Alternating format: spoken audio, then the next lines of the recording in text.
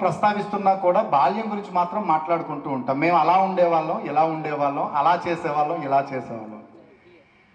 అయితే నాకు ఒక అదృష్టం ఏంటంటే అదే పిల్లల మధ్య నిరంతరం కూడా చూస్తూ వాళ్ళు ఆటలాడుతుండేటప్పుడు మా మిత్రులతో ఆటలాడుతున్నట్టు, వాళ్ళు భోజనం చేస్తూ క్యారేజ్లు ఓపెన్ చేసేటప్పుడు వాళ్ళ క్యారేజ్ల నుంచి వచ్చే సువాసనలన్నీ పీలుస్తూ ఉంటే మళ్ళీ వెదులు వలస వరండాలో కూర్చొని అందరం కలిసి భోజనం చేస్తున్నట్టు, మరి అనేకమైనటువంటి విషయాల్ని ఒక్కసారి నెమరు వేసుకుంటూ చాలా ఆనందకరమైనటువంటి రోజులుగా ఒక్కసారి గుర్తు తెచ్చుకుంటూ ఉంటా.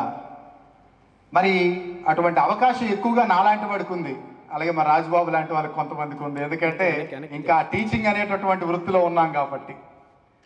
అంటే మిగతా వాళ్ళందరూ గుర్తుపెట్టుకున్నా మేము కాస్తంత ఎక్కువగా రోజు అవి జ్ఞప్తికి తెచ్చుకునేటటువంటి అవకాశం మాకు కలుగుతూ ఉంటుంది చాలా వరకు.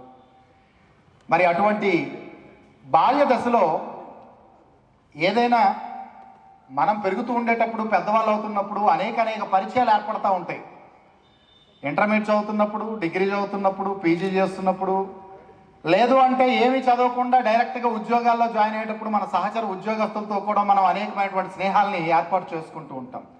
ఎన్ని స్నేహాలు మన జీవితంలో ఏర్పడినా కూడా మనం మర్చిపోలేనటువంటి స్నేహం బాల్య స్నేహం. ఎందుకంటే ఓల్డ్ ఈజ్ గోల్డ్ కదా, పాత బంగారం ఎప్పుడు బాగా మెరుస్తూ ఉంటుంది, చాలా విలువతో కూడి ఉంటుంది. అలాగే మా మిత్రులకు చాలామందికి తెలుసు, ఓల్డ్ వైన్, పాతబడినటువంటి వైన్ మంచి కిక్కిస్తుంది. మరి అలాగే పాతగా ఉన్నటువంటి స్నేహం కూడా ఎప్పటికీ ఆ ఓల్డ్ వైన్ లాగా ఎప్పుడు కిక్కిస్తూనే ఉంటుంది. కాబట్టి ఎన్ని స్నేహాలు వచ్చినా ఆ బాల్య స్నేహంలో ఉన్న కిక్కే వేరప్ప. కాబట్టి అటువంటి బాల్యమిత్రులు ఏనాటికి కూడా మర్చిపోలేము. నిజంగా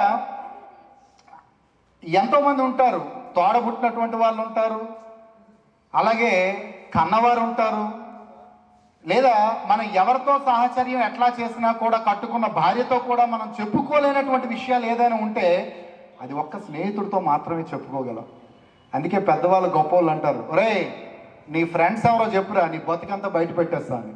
ఎందుకంటే మన స్నేహితులు ఎలాంటి వాళ్ళు మనం చెప్పగలిగినాడు మన జీవితం ఖచ్చితంగా క్యాలిక్యులేట్ చేయగలుగుతాం. అంతటి ఔన్నత్యం మిత్రులకి, స్నేహానికి ఉన్నటువంటిది. అమ్మ అనేటటువంటి పదం తర్వాత అంత తీయనైనటువంటి మాట ఏదైనా ఉంది అంటే అది స్నేహం మాత్రమే. కాబట్టి అటువంటి స్నేహం బాల్యమిత్రుల్ని కలవటం అనేది, చూడండి, ఒక్క రోజులో ఎప్పుడైనా ఒక్క నిమిషం ఎంతో ఫ్రస్ట్రేషన్స్ ఉన్నా కూడా మన పాత ఫ్రెండ్తో ఒక్కసారి ఫోన్ చేసి మాట్లాడండి, ఆ రోజులో ఉన్నటువంటి ఆ స్ట్రెయిన్, ఆ స్ట్రెస్ అంతా కూడా ఒక్కసారి రిలీఫ్ అయిపోతుంది. ఎందుకంటే వాడు మాట్లాడేటప్పుడు ఎవరో దగ్గరగా మాట్లాడుతూ ఉంటే మనం ఎంత పెద్దవాడివైనా ఎంత గొప్పవాడివైనా ఒరే అని పిలిచేటటువంటి ఒకే ఒక చనువు అమ్మకుంటుంది, నాన్నకుంటుంది, అలాగే తోడ పుట్టిన బడికి ఉంటుంది. కానీ ఈ ప్రపంచంలో ఈ దేశాన్ని పాలించే రాజుకైనా ఒరే అని పిలవగలిగే ఒకే ఒక్క, వాళ్ళ తర్వాత ఉండేటటువంటి ఒకే ఒక్క హక్కు ఒక్క మిత్రుడికి మాత్రమే. ఆడు ఎంతటి వాడు అవనివ్వండి, ఈ దేశాన్ని పాలించే రాజు అవనండి, ప్రైమ్ మినిస్టర్ అవనండి, ప్రెసిడెంట్ అవనివ్వండి, సీఎం అవనివ్వండి, ఏదవనివ్వండి, ఒరే అని పిలవగలిగేటటువంటి అత్యంత అనురాగం ఎవరికి ఉందంటే ఒక మిత్రుడికి మాత్రమే. అంత గొప్పదైనటువంటి స్నేహం, అటువంటి బంధం ఏనాటికి కూడా మరి అది వీడిపోదు, విడగొట్టినా కూడా విడగొట్టలేని